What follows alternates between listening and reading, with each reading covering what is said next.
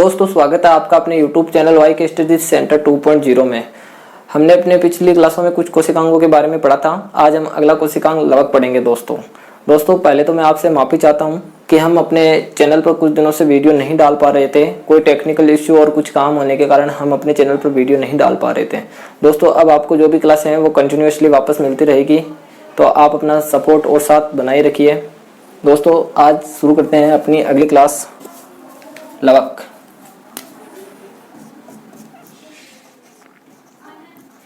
दोस्तों लवक को इंग्लिश में प्लास्टिड कहते हैं। प्लास्टिड। बात करते हैं दोस्तों प्लास्टिड की खोज।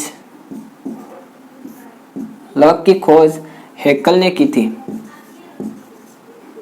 और 1865 में की थी। दोस्तों याद रखना, हेक्कल ने इसकी खोज की थी और हेक्कल ने इसको क्या किया था, नाम दिया था। नामकरण भी हेक्कल ने किया, नामकरण भी हेक्कल ने किया, खोज भी हेक्कल ने की। एक खोज और हुई थी। कौन सी खोज थी दोस्तों? कोशिका की खोज थी, और वो भी रॉबर्ट हुक ने। याद रखना दोस्तों, रॉबर्ट हुक ने 1665 ईस्वी में कोशिका की खोज की थी। अब दोस्तों हम बात करते हैं कुछ इंपॉर्टेंट पॉइंट्स की। इंपॉर्टेंट पॉइंट दोस्तों, जैसे हेक्कल ने क्या किया, लवक की खोज की। अब सिम्बर एक वैज्ञानिक थे, सिम्पर ने प्रकाश संश्लेषण में भाग लेने वाले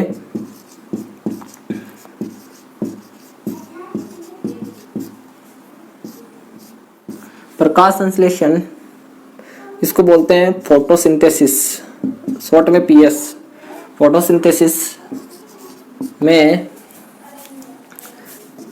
भाग लेने वाले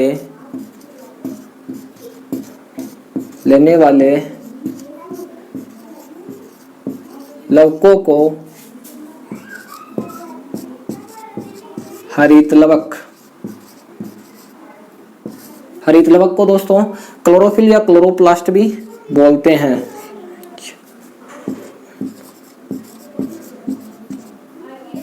क्लोरोप्लास्ट या क्लोरोफिल भी बोलते हैं। यानी सिम्पर ने प्रकाश संश्लेषण में भाग लेने वाले लवकों को हरित लवक नाम दिया था।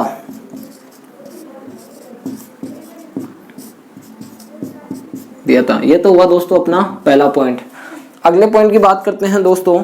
जैसे हमने पादप कोशिका और जंतु कोशिका के मध्य अंतर पढ़ा था, तो पादप कोशिका में क्या होता है दोस्तों, लवक उपस्थित होते हैं, जबकि जंतु कोशिका में लवक अनुपस्थित होते हैं। तो अपन यही पॉइंट लिखते हैं, पादप कोशिका में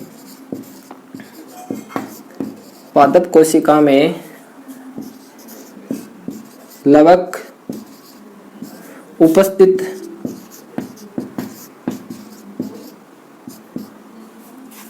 होते हैं, जबकि जंतु कोशिका में अनुपस्थित होते हैं। जबकि जंतु कोशिका में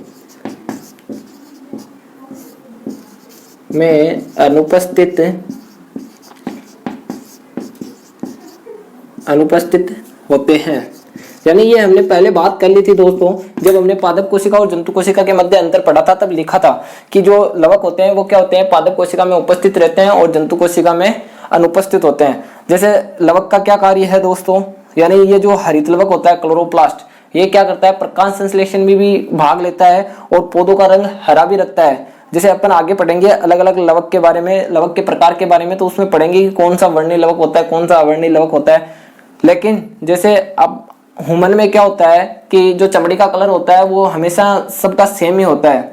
जैसे वो काला गोरा वो अलग चीज है। जैसे मतलब ना लवक का कार्य क्या होता है, प्रकाश संश्लेषण का होता है, मेन मुख्य कार्य प्रकाश संश्लेषण का होता है। तो जंतु कभी भी प्रकाश संश्लेषण की क्रिया नहीं करते। अगर जंतु प्रकाश संश्लेषण की क्रिया करने लग जाएंगे तो उनको भोजन की आवश्यकता नहीं होगी, यानी खाने की आवश्यकता नहीं होगी, क्योंकि प्रकृति में पेड़ ही एक ऐसे हैं जो क्या करते हैं, अपना भोजन स्वयं बनाते हैं। बाकी जो भी जीव है वो प्रत्यक्ष और अप्रत्यक्ष रूप से एक दूसरे पर निर्भर करते हैं। बात करते हैं दोस्तों अगले पॉइंट की। लवक जो कोशिकांग है, कोशिकांग दोहरी झिल्ली युक्त होता है, दोहरी झिल्ली युक्त होता है। ये लवक जो कोशिकांग होता है वो क्या होता है, दोहरी झिल्ली युक्त होता है। अब हम दोस्तों बात करते हैं लवक के प्रकार की। प्रकार मुख्य रूप से दोस्तों लवक 3 प्रकार के होते हैं। पहला अवर्णी लवक। अवर्णी लवक को दोस्तों इंग्लिश में ल्यूकोप्लास्ट, ल्यूकोप्लास्ट LUCO ल्यूकोप्लास्ट बोलते हैं, ल्यूकोप्लास्ट। दूसरा है दोस्तों वर्णी लवक, वर्णी लवक जिसको बोलते हैं क्रोमोप्लास्ट, क्रोमोप्लास्ट। तीसरा और अंतिम दोस्तों जिसका ऊपर अपन ने जिक्र किया, हरित लवक। तीसरा है हरित लवक जिसे बोलते हैं क्लोरोप्लास्ट। ये तो है दोस्तों लवक के प्रकार। अब हम आगे बात करते हैं इनके बारे में, जैसे अवर्णी लवक क्या होता है, किस में पाया जाता है, इसके बारे में बात करते हैं। तो दोस्तों आप इसका स्क्रीनशॉट लेकर अच्छे से नोट्स बना सकते हैं। दोस्तों बात करते हैं सबसे पहले प्रकार की, अवर्णी लवक। अवर्णी लवक को दोस्तों हमने बोला था ल्यूकोप्लास्ट। दोस्तों इसका भी नामकरण सिम्बर ने ही किया था। सिम्बर ने 1885 ईस्वी में रंगहीन लवकों को, सिम्पर ने 1885 ईस्वी में रंगहीन लवकों को अवर्णी लवक नाम दिया, अवर्णी लवक नाम दिया।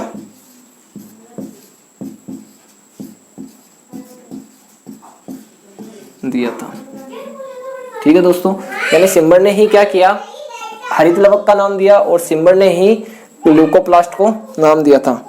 अब बात करते हैं दोस्तों अगले पॉइंट की। जो अवर्णी लवक होते हैं इनमें क्या होता है, वर्णक अनुपस्थित होते हैं, वर्णक अनुपस्थित होते हैं, जिसके कारण यह रंगहीन होते हैं, जिसके कारण यह रंगहीन, एक तो होता है दोस्तों रंगीन और एक होता है रंगहीन, दोनों में फर्क होता है। रंगहीन का मतलब रंग मुक्त, यानी उनके अंदर रंग नहीं पाया जाता, और रंगीन में क्या होता है दोस्तों, रंग पाया जाता है। तो वर्णक अनुपस्थित होते हैं जिसके कारण यह रंगहीन होते हैं। दोस्तों इनका मुख्य कार्य संग्रहण करने का होता है, इनका मुख्य कार्य संग्रहण करने का होता है। अब दोस्तों इनका मुख्य कार्य क्या है, संग्रहण करने का है। संग्रहण का मतलब होता है एकत्र करना। तो अब दोस्तों अपन ने पहले पढ़ लिया कि लवक क्या होते हैं, केवल और केवल पादप कोशिका में उपस्थित होते हैं। अब वहां पे संग्रहण भी क्या होगा, यानी जो अवशोषक होते हैं, यानी जहां पे भोजन कहाँ से लिया जाता है, यानी पादप की जड़ों से ही क्या किया जाता है, पोषण लिया जाता है। यानी खनिज, लवण, प्रोटीन जो भी है, जल का भी जो संचय है वो क्या करती है, जड़ें ही खींचकर ऊपर लाती है। तो यह वर्णक क्या होते हैं, जड़ों में पाए जाते हैं। अवर्णी लवक मुख्य रूप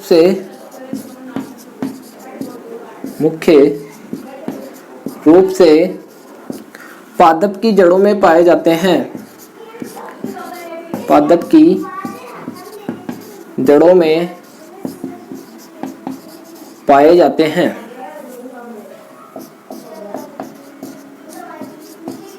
अवर्णी लवक होते हैं वो क्या होते हैं दोस्तों, मुख्य रूप से पादप की जड़ों में पाए जाते हैं। तो पादप की जड़ों में पाए जाएंगे तो ये क्या करेंगे, संग्रहण और अवशोषण का कार्य करेंगे। अब देखो दोस्तों, यह भी 2-3 प्रकार के होते हैं, तो अपन इनके बारे में भी जिक्र कर लेते हैं। जैसे एलुरोप्लास्ट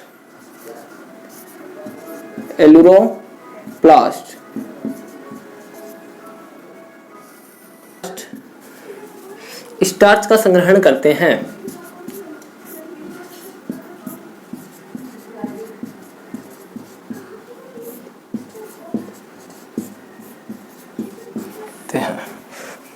दूसरा है दोस्तों प्रोटियोप्लास्ट।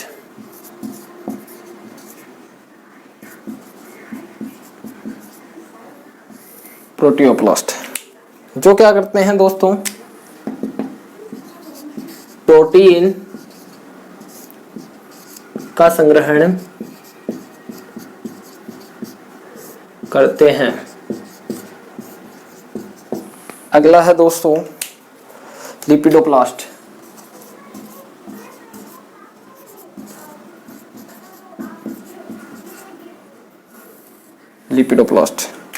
यह क्या करते हैं दोस्तों, लिपिड का संग्रहण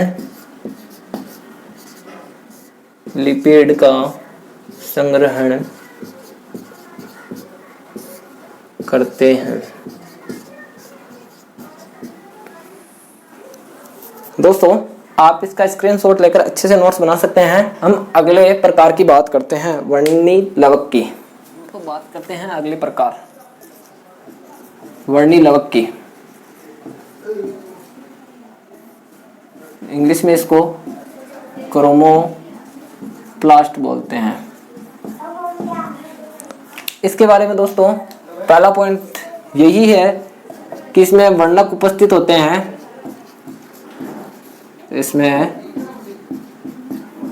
वर्णक उपस्थित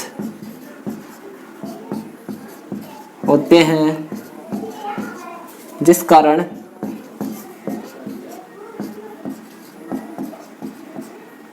यह रंग बिरंगे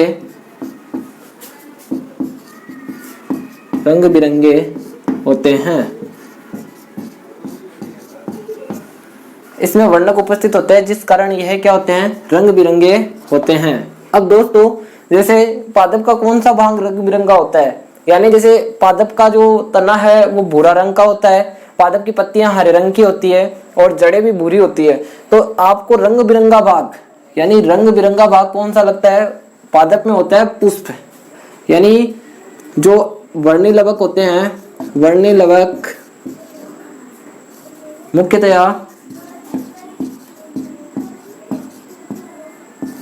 मुख्यतया पुष्प के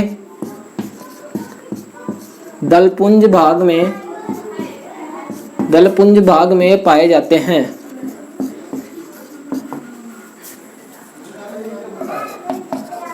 पाए जाते हैं। जिस कारण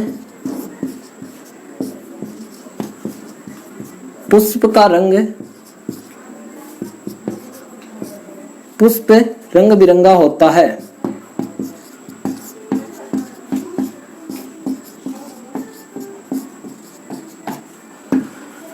यानी वर्णी लवक क्या होते हैं, मुख्यतः पुष्प के दलपुंज भाग में पाए जाते हैं, जिस कारण पुष्प रंग बिरंगा होता है। यानी जो पुष्प का दलपुंज भाग होता है, यानी जो बाहर की जो पंखुड़ियां वगैरह होती है, उनके अंदर क्या होता है, वर्णी लवक पाए जाते हैं, जिसके कारण पुष्प क्या होता है, रंग बिरंगा होता है। तीसरा पॉइंट लिखते हैं दोस्तों, पुष्प रंग बिरंगा होने के कारण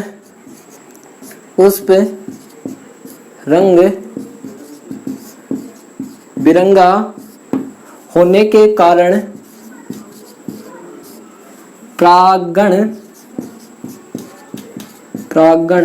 में सहायक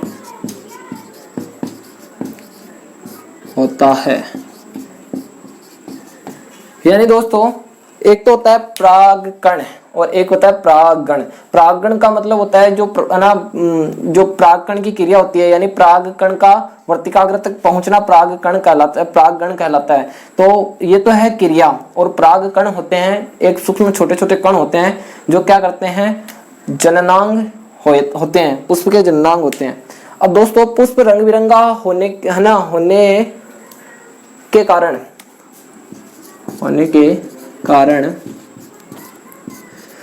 पुष्प रंग बिरंगा होने के कारण परागण में सहायक होता है। यानी यह रंग बिरंगा होता है तो परागण में किस प्रकार सहायक होता है दोस्तों, क्योंकि जैसे पुष्प कलरफुल होता है तभी क्या होते हैं, लोग उसकी तरफ अट्रैक्ट होते हैं। यानी अगर पुष्प में रंग ही नहीं होता तो अपन भी उसको नहीं तोड़ते, अपन को अच्छा लगता है इसीलिए अपन उसको क्या करते हैं, तोड़ते हैं। और जैसे अन्य जो कीट पक्षी होते हैं वो भी क्या करते हैं, पुष्प पे इसीलिए बैठते हैं क्योंकि उनको क्या होता है, वहां से एक तो पुष्प का रस मिलता है, दूसरा वह क्या होते हैं, आकर्षित भाग होते हैं, इसलिए क्या होता है, इसके तरफ ज्यादा आकर्षित होते हैं। अब बात करते हैं दोस्तों तीसरे प्रकार, हरित लवक।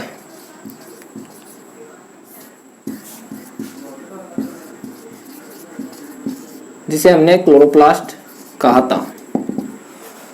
दोस्तों हरित लवक का नामकरण हमने पहले पढ़ लिया था, सिम्बर ने किया था, सिम्बर ने, इसका भी 1885 में, ठीक है। सिम्बर ने क्या किया, नामकरण, यानी नाम दिया था दोस्तों। अब आगे बात करते हैं, हरित लवक क्या होता है दोस्तों, प्रकाश संश्लेषण में सहायक होता है। तो यह मुख्य रूप से प्रकाश संश्लेषण की क्रिया किसमें होती है, पत्तियों द्वारा होती है। तो हरित लवक मुख्य रूप से पत्तियों में पाया जाता है, मुख्य रूप से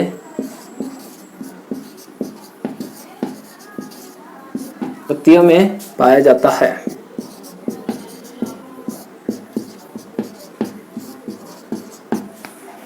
दूसरा पॉइंट दोस्तों, हरित लवक प्रकाश संश्लेषण में, हरित लवक प्रकाश संश्लेषण में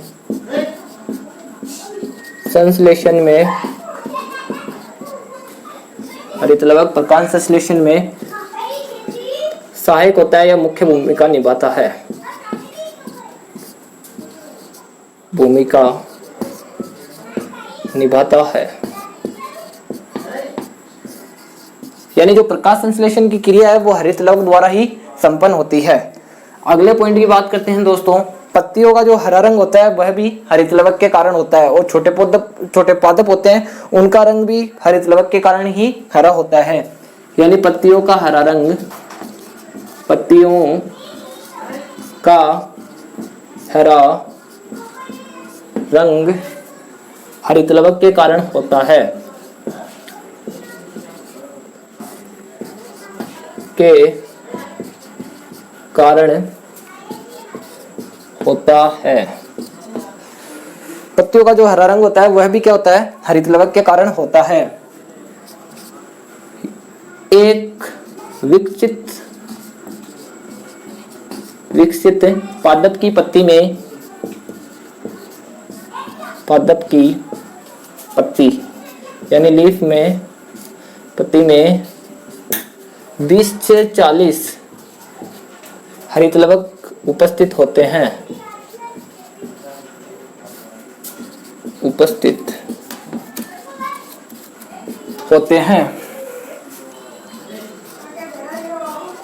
यानी एक विकसित पादप की जो पत्ती होती है दोस्तों उसमें 20 से 40 हरित लवक उपस्थित होते हैं। अब हम आगे बात करते हैं दोस्तों हरित लवक के कुछ और पॉइंटों की। आप इसका स्क्रीनशॉट लेकर अच्छे से नोट्स बना सकते हैं। अगला बात करते हैं दोस्तों, अधिकांश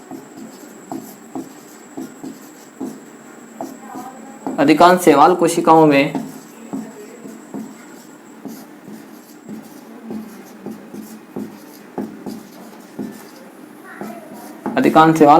में एक हरित लवक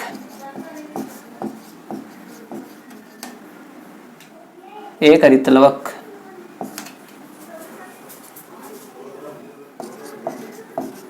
उपस्थित होता है।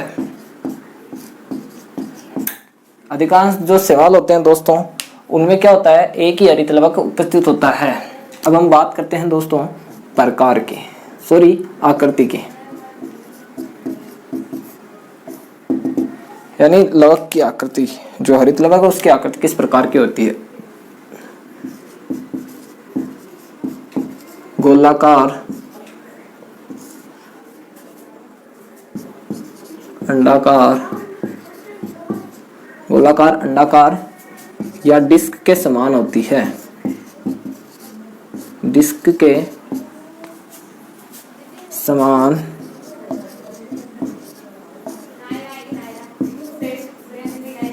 होती है। गोलाकार, अंडाकार या डिस्क के समान होती है। अब हम बात करते हैं दोस्तों शैवाल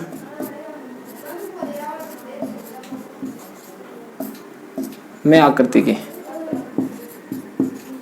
यानी अपन ने पढ़ा जैसे अलग अलग से है ना, शैवाल कोशिका में क्या होता है, केवल एक ही हरित लवक उपस्थित होता है। तो अपन अब अलग अलग शैवाल में पढ़ेंगे कि किस प्रकार का होता है।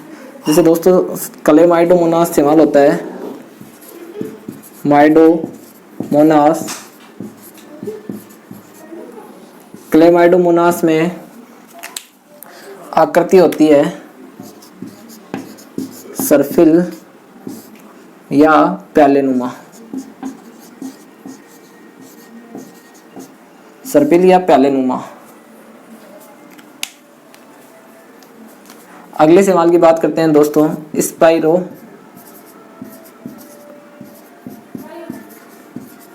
गायरा। तो गायरा की आकृति होती है दोस्तों सर्पिल रिबन के समान।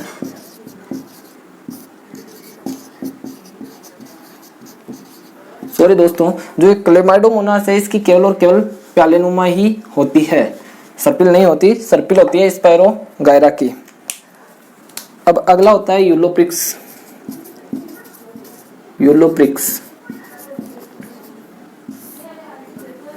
यूलोप्रिक्स की आकृति होती है दोस्तों मेखलाकार।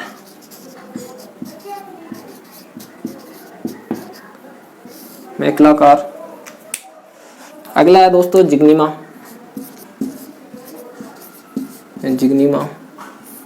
जिसकी आकृति होती है ताराकार। ये तो हुई दोस्तों आकृति की बात। अब हम आकार की बात करते हैं।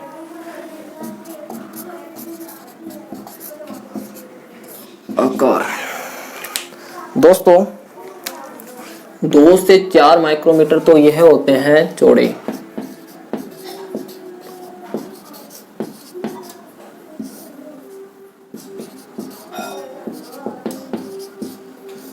यानी हरित लवक की चौड़ाई क्या होती है, 2 से 4 माइक्रोमीटर चौड़ाई होती है। और 5 से 10 माइक्रोमीटर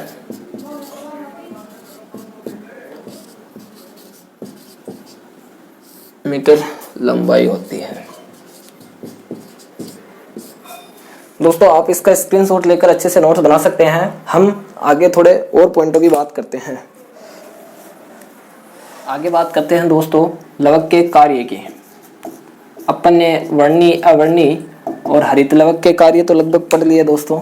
अब हम लवक के कार्य पढ़ रहे हैं। वैसे जो वर्णी, अवर्णी और हरित लवक के जो कार्य है वही लवक के कार्य है। जैसे प्रकाश संश्लेषण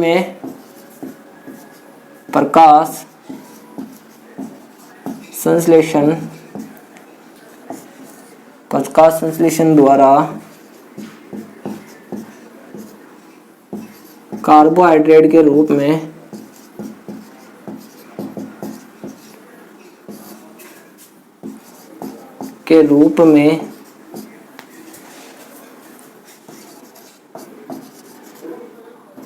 भोज्य पदार्थ का निर्माण करते हैं।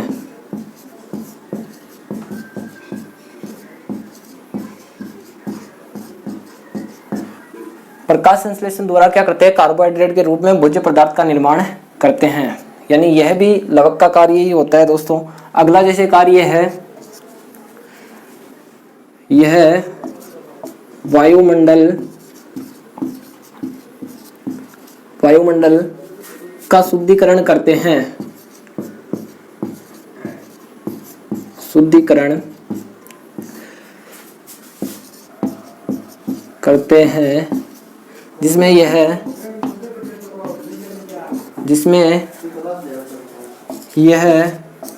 CO2 को ग्रहण करते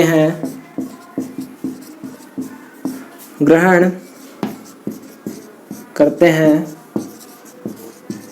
और O2 का निष्कासन करते हैं। दोस्तों CO2 का मतलब होता है कार्बन डाइऑक्साइड गैस, और ऑक्सीजन O2 का मतलब होता है ऑक्सीजन। यह इनके अणुसूत्र है दोस्तों। यानी लवक का जो मुख्य कार्य होता है वो प्रकाश संश्लेषण द्वारा कार्बोहाइड्रेट के रूप में भोजन का निर्माण होता है, और दूसरा जो मुख्य कार्य होता है वो होता है वायुमंडल को शुद्धिकरण करने का, जिसमें यह क्या करते हैं, CO2 को ग्रहण करते हैं और O2 का निष्कासन कर देते हैं। यह दोस्तों इनके इंपोर्टेंट कार्य हैं। अब जैसे ये जो लवक है ये क्या होता है, दूसरा नहीं सबसे बड़ा कोशिकांग होता है दोस्तों। कोशिका का सबसे बड़ा कोशिकांग, ये अलग से कुछ नोट डाल के लिख लेना आप। कोशिका का सबसे बड़ा कोशिकांग,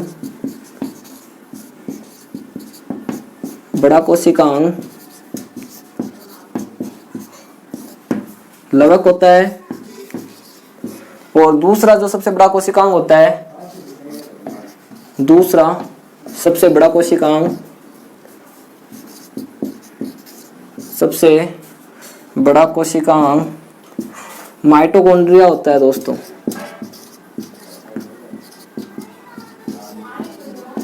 माइटोकॉन्ड्रिया।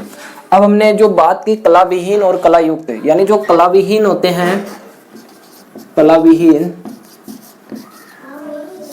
कोशिकांग, कला विहीन कोशिकांग दोस्तों होते हैं तारकाय,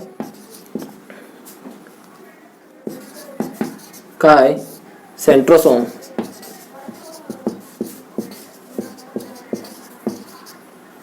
और जो दोहरी कला युक्त होते हैं, दोहरी कला युक्त, वह होते हैं लवक और माइटोकॉन्ड्रिया। लवक, माइटोकॉन्ड्रिया। यानी दोस्तों ये जो मैंने नीचे पॉइंट लिखाए हैं ये अलग से नोट डाल के लिख लेना। ये तो संपूर्ण कोशिका की बात है और यह है लवक की बात। जैसे सबसे बड़ा जो कोशिका का सबसे बड़ा कोशिकांग होता है वह लवक होता है, और जो दूसरा सबसे बड़ा कोशिकांग होता है वो क्या होता है, माइटोकॉन्ड्रिया होता है। और कला विहीन कोशिकांग, जिनके अंदर कला नहीं पाई जाती या जो भी नहीं पाई जाती, मतलब कवर नहीं पाया जाता, वो होता है तारकाय और सेंट्रोसोम। और दोहरी कला युक्त होते हैं वो होते हैं लवक और माइटोकॉन्ड्रिया। दोस्तों आज की जो अपनी यह क्लास है वो यहीं समाप्त होती है। अगर दोस्तों आप हमारे चैनल पर नए हैं तो हमारे चैनल को सब्सक्राइब जरूर करें और बेल आइकन को ऑल पर सेट करें, ताकि हमारी हर कक्षा की नोटिफिकेशन आपके पास सबसे पहले आए। जय हिंद दोस्तों।